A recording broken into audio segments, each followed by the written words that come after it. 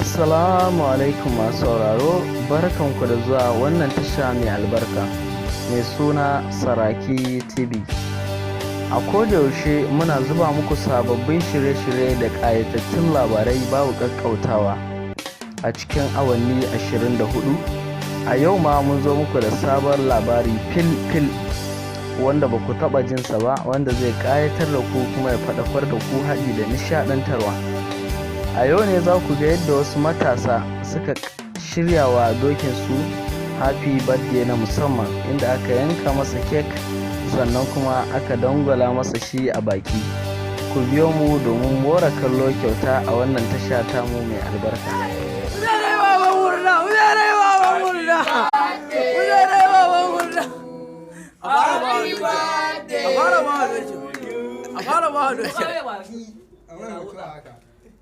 Ci zai. Ci ba.